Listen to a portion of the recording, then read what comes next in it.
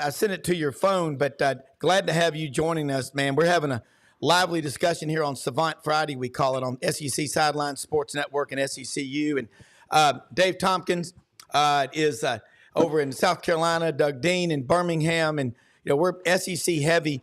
And I wanted you, like I was asking you when you came on, talk about the great article. What do you call him now? A column, article, your work about Kalen DeBoer replacing Nick Saban. You had a chance to get inside of his mind and talk to him. And then the changing landscape in college football, proposed, House versus NCAA, and the intent of NIL. Where are we going? And after that, if you could talk about your conversation with Reggie Bush you recently had. Yeah, where do you want to start? Absolutely. Okay. Doug, and go. Doug, I know you had a question there you wanted to ask Dennis to start with, so we'll start with you. Great, Dennis. I really appreciate your writing, and there's arguably the true writers like yourself, and I could name a dozen others, is a species that should be on the extinction list and be protected, in my opinion. The written word, where you physically are holding a newspaper, which none of us can do anymore. Here's my question, and I'm going to borrow from my study of possible worlds logic in college. I assume you were a journalism major. I don't know if you wandered into the philosophy department for a course or two. Dennis, I find myself in a state of disorientation and shock that things that in college football, and you could add basketball, that I didn't consider possible worlds are on a monthly basis rocking my brain. And so I'm going to ask you to pull your crystal ball out and say, we know some things that are coming with college football. There's going to be change. There's almost certainly going to be what we've kind of analogously called an NFC and AFC model in college football, like you see in the NFL with the playoff. But what are some other things that could happen? Could we see the closing of 20 to 30% of college football programs that are not in that elite top 40 group, and they replace it with soccer to be able to have a brand that they can actually engage fans and differentiate? Are we going to have employees playing college football? Are they collectively bargained? Are we going to have player stipends that are kind of automatic as a baseline, and then we get to true name, image, and likeness? What are some of the things that you see as possible worlds going forward? Well, first of all, thanks for the kind comments. I think all those things. I think we're experiencing all that in real time. I come down to Saturdays. On Saturdays, we don't care if Shedeur Sanders drives a Bentley to work. In fact, we've seen it. We're concerned about whether CU can turn it around, what Deion's going to say, how Shedeur plays, and those are just examples. I think the Big Ten and SEC, in almost every way possible, have separated themselves from everybody else physically, recruiting-wise, financially. The upshot is they're still playing everybody else. They're still playing the MAC.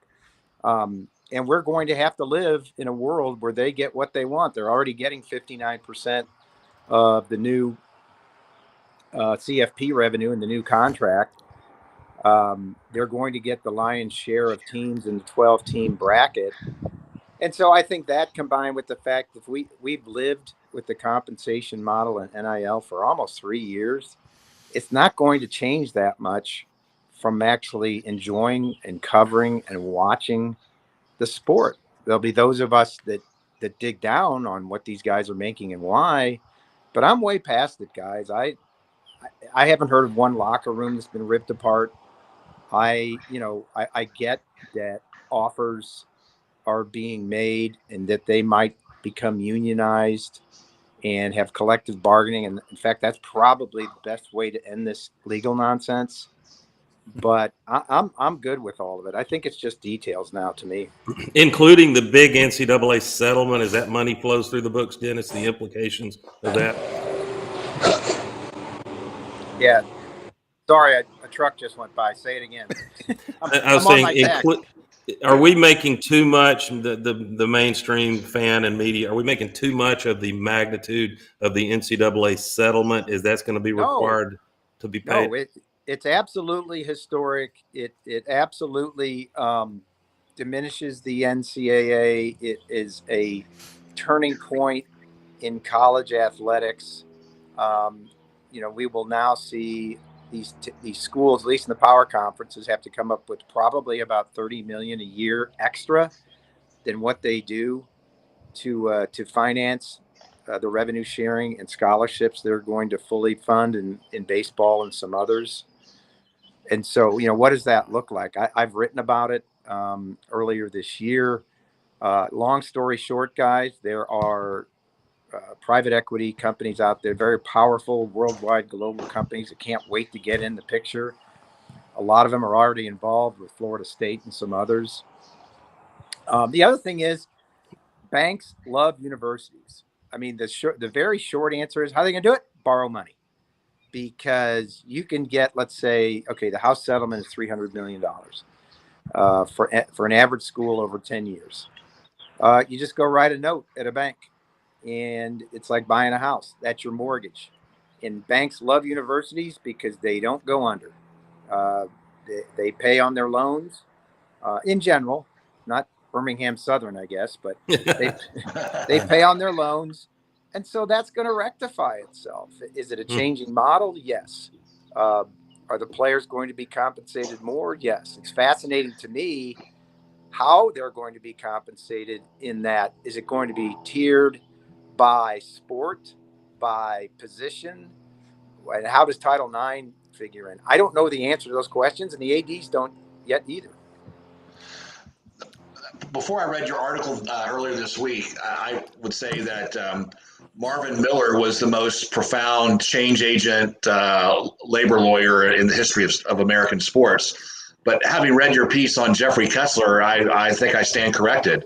What a body of work he has going all the way back, I guess, to Freeman McNeil. And thank you for writing that article. It was so educational and so enlightening about what's really happening right now. House versus NCAA and beyond. That it's just amazing what that guy's done and is doing, I guess. Yeah, I mean, to the average guy on the street, okay, another lawyer, but when you dig down and the subjects we're talking about, he is the most influential change agent. I would say more than Greg Sankey, more than Jim Delaney. Anybody you want to name is the quote unquote most powerful person in college sports, at least in the last 15 years. He is the most impactful antitrust lawyer in the country at some point in his career. And he's 69 years old and shows no sign of slowing down, guys. New York guy. He got interested in sports and antitrust. In 2014 at the Super Bowl, he got introduced to a kid named Martin Jenkins. You might remember him, cornerback for Clemson. Didn't do much, but agreed to become the lead plaintiff in some antitrust lawsuits against the NCAA and the power conference schools. That action eventually got folded into Alston, and we all know what happened there. June 21st, 2021, the 9-0 verdict against the NCAA, who took a case involving $6,000 in educational benefits, and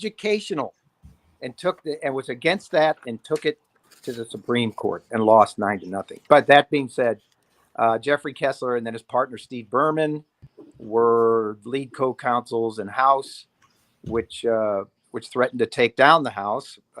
Sorry for the pun. If there wasn't this settlement, and the settlement is $2.8 billion for the NCAA and power conference schools from 2016 to a group of players from 2016 to 2023, and then the money I just mentioned going forward for the schools. So I think by any definition, he's an influential guy. New York guy, very bombastic, but very good at what he does. Did the NCAA leave some money on the table with the settlement there, or were they smart to get this done? Well, I think that's up to legal analysis. Look, if they'd taken it to trial, in antitrust cases that go to trial, if the defendants lose, they're on the hook for triple the damages. Ooh. For tripling what they were sued for would have been $4.2 billion. That would have bankrupted the NCAA. So I think any number short of that keeps the NCAA from being bankrupt is a good settlement. I mean, we can argue, should they have gotten more or less or whatever, but the NCAA had been down this road in 1999 when they had a restricted earnings case where they capped income for volunteer coaches in football, actually all sports, at $13,000. That was an antitrust case that they fought and lost and ended up trebling the damages, ended up owing $66 million to the plaintiffs. And I think the NCAA's general counsel, Elsa Cole, lost her job over that one. So you can see where their heads were at. Dennis, two-part question. One, Yancey Porter covers Ole Miss. Rebel Yell Hotline was on the panel Wednesday on the show. Said he's heard some talk of going from 85 down to 55 scholarships. I remember being in because I was in school at Auburn when they dropped it to 85, and Pat Dye's famous. That's, by God, that's un-American. Okay, number two, you had a chance. This is what I love about you, and really appreciate you. You're up in Kansas City, a Missouri grad. You had a chance to talk to Reggie Bush recently. Would you expand on that about the Heisman and all? Because you did what a lot of people don't do. You actually asked grit journalist does, and appreciate that and have a ton of respect for that. Well, look, he got his Heisman back. That's what he was fighting for. I think the lawsuit, I know the lawsuit against the NCAA is still in place for defamation. An NCAA staffer, I think, misspoke a few years ago when she said the USC violations were pay for play.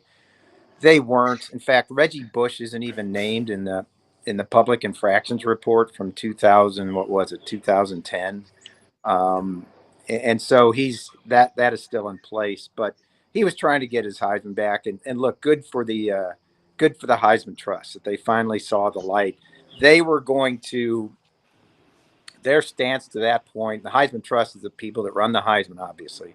Yeah. Their stance to that point is, well, if the NCAA, removes the findings, then we'll think about returning his Heisman. Well, the NCAA wasn't going to do that because they've never done that, especially in a major case like that. But I think they saw the PR aspect of doing that. They saw the winds changing. They saw NIL. Let me remind everybody that what Reggie Bush, quote unquote, allegedly did would have been a violation today. It would have landed them in NCAA jail today. You can't buy somebody's parents a house. He was receiving money from a prospective agent. So look, that was going to be the case anyway. But I just think it's good for everybody. USC. The NCAA, him, to get his Heisman back. I think the next piece is, his records were struck from the USC record book and the NCAA record book. I think that part of all of 2004 and 05, his yardage is at the point where currently in the USC record book, he's 8th in rushing. You add those yards, and I think he's either 2nd or 3rd. And it's not like those yards didn't happen. We can't unsee the spectacular moves he made. So I think that would be the next move for the NCAA. Dennis, one of the things we admire about you and all of your readers is you don't shy away from controversy, and that who wants to read a writer that's going to sanitize everything. So I'll give an opportunity at exactly that. It looks like there would be an opportunity for coaches to completely change how they've thought of building a roster that has a chance to win a national championship. I don't think coaches will have the luxury of keeping a player 3, much less, or even 2 years. So you may see systems simplified to an extent so that you can more rapidly get efficient play. What is the football product itself? Do you see that? Obviously, it's going to be who gets the Jimmies and Joes at the highest level, and that's been Alabama, Georgia, Ohio State, LSU, and a handful of others in recent years. What is going to change about the product we're looking at by these coaches so that they can be competitive? I don't think much will change at all. I'll go to Steve Sarkisian, who I have since NIL began. He said, "You don't want to be a dinosaur. You have to adapt or die." And so, while a lot of coaches were whining about the constrictions and the transfer portal and NIL and everything else, he was one of those that absolutely adjusted to it. You can say, "Yeah, he's Texas, he can," but you still have to win, and they're going to play football at the highest level in the SEC. I think it's as simple as that. You adapt or die. All this whining about, uh, in the House settlement, maybe losing walk-ons and having a hard cap of 85 scholarships. I've got some views on that, and they're not pretty. Look, in one sense, yes, it would be bad to lose walk-ons. I get the opportunity, but let's be fair and let's be realistic about 90, I don't know, whatever percent of those walk-ons are cannon fodder. They're there to be beat up in scout teams. And if you can come more in compliance with Title IX by ridding yourself of those roster spots, then yeah, you can easily play big time FDS football with 85 scholarships. And I'll tell you why. The coaches have lost their credibility in complaining about this issue. They complained in 1973. Go back and look, guys. It was the first limit on scholarships, 105. The coaches, we can't possibly field a meaningful football team with 105 players. Same thing happened in 94, when it was knocked down to 95, then a few years later to 85. I think I have to give it to Pat Forty this week. He wrote a great story. He went back and did the research. Some of these schools with 120 players on their roster using 53 players. The entire season, 53 players. That's an NFL roster. So Exactly. I don't want to hear anything about that. 85 is more than enough. I get the walk-on thing, but if that's what it takes to come in compliance with a federal law, that's going to have to be the case. I'm a Birmingham native, but in 1973, I was a 10-year-old in Overland Park, Kansas, attending Knoll Hills Elementary School. There you go. I would have gone to Shawnee Mission South, you're probably familiar with. Just before you came on, we just started throwing around some harebrained ideas, and with the AFC, NFC for Big Ten, SEC, does it get to the point where it becomes like the Premier League in European soccer, where there's actual relegation in and out of a conference? So Vanderbilt would be relegated out, and a Tulane would be relegated in. Does it ever go that far? I don't know. We saw the Super League proposal earlier this year, which was sort of dismissed out of hand by the power brokers. But I think it's a hell of an idea. I just think it's a hell of an idea for 2031, 2033, when all these TV contracts expire and everybody can unite. Because part of that, I guess, proposal was 8 divisions, the 8th division being a relegation division. And if you win it, you get into the big time with the top 70 or top 80 and able to compete for a championship. I hear a lot of good things from people who have seen it. I think that right now is a minor detail. As far as, NFC versus AFC, I think that's the larger issue. And yes, absolutely, that's a good comparison, because you have the top 2 leagues. And I just told you, they've de facto separated themselves financially, physically, recruiting-wise, TV, everything else. I think there's a huge rivalry developing between ESPN and Fox. Fox has the Big Ten in large part, and ESPN has the SEC. I think a game like Oklahoma, Texas is going to be incredibly more viewed and more influential now that it's in the SEC. You saw the fact that game was moved to the 2:30 Central Time slot from 11 o'clock for the first time in, I think, 14 years. Second time in 14 years. So that shows you the power of the SEC and the drawing power of those schools to get that more in the middle of the afternoon, in that prime afternoon time slot, to go, oh, by the way, head to head with CBS on their Big Ten game. So that's one example of the rivalry. And the benefit is the fans. I don't know if I'm sure you guys have noticed these brand on brand monster games that are lining up to not only start the season, but throughout the season, because a lot of them are conference games now. They never would have been played. Not to say never, but Michigan, Texas, Michigan, USC in I think the first month of the season. Wow. It's Helmet great game. for the fans. Helmet game. LSU, Southern Cal. Absolutely. Now that's a neutral site game, but and I will challenge people to look at no matter what you think of Florida, look at Florida's schedule the next 2 years. I have been told Brutal. by people that know more than me that it is pretty much the toughest schedule in the history of football. Right now, each of the next 2 years, Florida's going to play what now look like 8 ranked teams out of 12. I can't remember that ever happening. You know, it's one of those times where they play both Miami and Florida State, plus an SEC schedule. Take a look at it. It's really tough. Yeah, and I've said recently, keep an eye on Florida versus UCF, which is early season. I'm not predicting that an upset, but Billy Napier may not make it to the following week if that one goes, because it's unfair the schedule he's got. Yeah, with KJ Jefferson, who I think is made for Gus Malzahn's offense. Yeah. Dennis, more controversy. We're going to make you hypothetical czar of college football, commissioner, and you got to answer. You can't evade this question. All right. What are you going to do with that operation, that expensive operation in Indianapolis called the NCAA? Does compliance and enforcement and sanctions even mean much anymore in the new landscape? And isn't that with this settlement flowing through and what they make from March Madness, don't you arguably need to dramatically scale back the size and operating cost of the NCAA?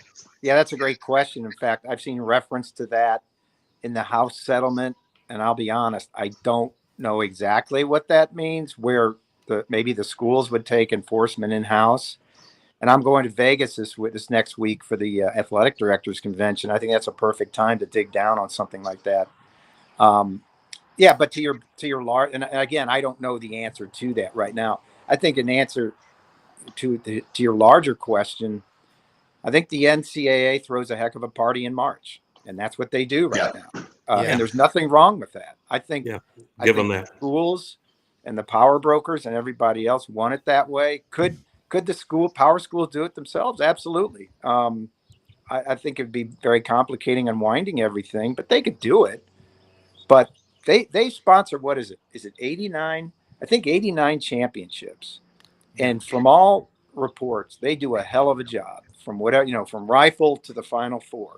Yeah. You don't hear many complaints. Softball, you see what ESPN has done as part of that contract, taking on the minor sports. Softball, women's basketball, you could spend the next hour talking about what's happened there. It's now a legitimate party. I think the larger question, is it going to exist? Yes, just in a diminished state. Okay. Yeah, Dennis, I got to ask you another one. How much you're in Kansas City? I worked for A.G. Edwards for 8 years and spent a lot of time in St. Louis, down in Laclede's Landing. I love St. Louis and Kansas City. We go through there on the way out to South Dakota pheasant hunting. There's a lot of people out there and there's a lot of money between Kansas City and St. Louis. Let's say the Bush family. How involved are they in Mizzou athletics? Because I think about St. Louis has probably 35 suburbs alone. Now, they're really nice. There's, Ladue and Brentwood, all these suburbs. Where's the money coming from Missouri? Because they got a pretty cool NIL program. And, Eli Drinkowitz is from Alma, Arkansas, right near Fort Smith, right by the Fayetteville exit. Something happens at Arkansas, they're going to make a run at him. But kind of talk about that Mizzou NIL collective. That's a big deal. It's your school. A lot. Yeah. I mean, Missouri, a lot of it has come from the Walton family in the past because they were involved. I imagine Anheuser-Busch has been involved over the years. Donald Walsworth, who's got really old now, but has a big publishing firm out of Marceline, Missouri. He's a big part of it. But Missouri, the larger question, has been very progressive on the NIL front. They were one of the first, if not the first, state to allow high school players to get NIL benefits if they signed with an in-state school. And Missouri immediately capitalized on that when they landed this rush end from out here in Lee Summit named Williams Nwarni, who signed in the late period and immediately could get NIL benefits. I think I saw a tweet today where one of their quarterback commits is now driving a Dodge Charger for part of his NIL benefits. A year away, maybe, or months away, or a year away from even hitting the practice field, these guys. And so they've been very progressive. They have a very, aggressive, progressive collective called Every True Tiger. So they've been very progressive. Where the money comes from, I don't know. They're spending $250 million on upgrading one end of the stadium. So that they've got money. Let's put it that way. Dennis, we have failed to ask the most important question as we head into summer and football season, and that has to do with barbecue, great barbecue. And I have a love affair with the Kansas City, do business with Lockton Benefits there. I'm sure you know those guys. Yep. I thought we had cornered the market on great barbecue here in Birmingham. Rob would argue for Memphis, and I like all of them. But Kansas City's number one. Tell us, Kansas City's tell the number listeners, maybe so. I need to travel Tennessee more. Tell us about the gas station barbecue in Kansas City, Joe's Barbecue, because it turned my head around. That's really good. Yeah, Oklahoma Joe's. It did start in a gas station, and everybody thinks they're number one. Texas, North Carolina, Memphis, Birmingham, everybody. But this is a barbecue town. I'm a sauce guy. There are discriminating tastes. What kind of meat do you like? How do you like it cooked? Sauce. I'm a sauce guy. So I'm a Gates guy, which was really the first, or at least one of the first, along with Arthur Bryant's here in the city, that have been around the longest. So, and they've got places all over town. The sauce is to die for.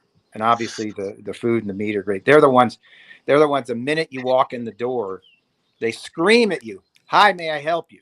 You better have your order ready, baby, or you're going to be shut out. No soup for you. We used to go to a place called Sneed's Barbecue out in the it's Sneed's. It's probably part of the town now, but way back when it was out in the hinterlands.